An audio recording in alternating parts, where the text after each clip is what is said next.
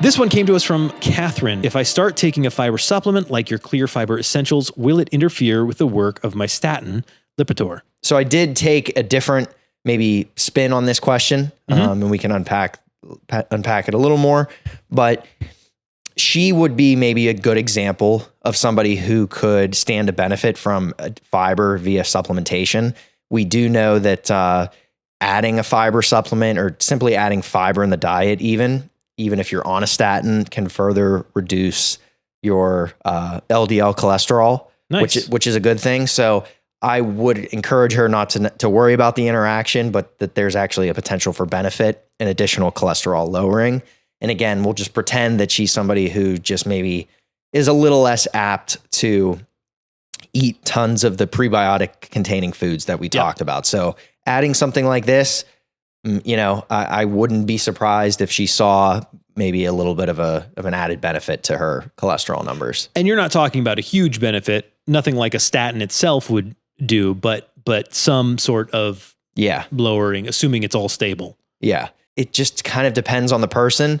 But if you are somebody that can tolerate high amounts of fiber in the diet, if you basically work your way up and you also stand to benefit in lowering your cholesterol, you can get some pretty meaningful cholesterol lowering. Now, is it going to be can it definitely replace, rosuvastatin 20 milligrams at this point? I can't sit here and say that. Sure. But if you really want to pull the lever that affects the, cholesterol the most, in addition to reducing saturated fats in the diet, doing something like crushing fiber or adding a fiber supplement, it can certainly move the needle.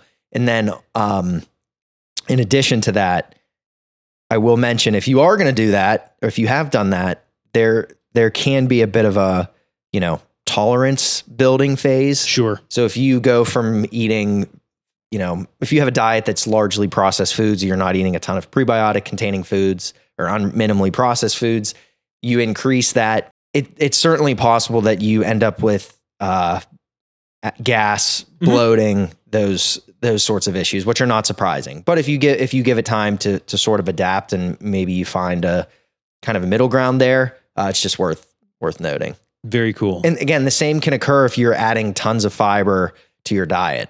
So if you're somebody, again, who hasn't been eating a ton of fibrous foods, all of a sudden you start eating 200 grams of cooked veggies every meal. Yep. And you wonder why maybe your stomach's a little off. That might be one area to look at. It can definitely happen. Makes sense. Especially for those who are, really, really overachievers and jump right into the food prepping stuff. So I don't know who you're talking about. Yeah.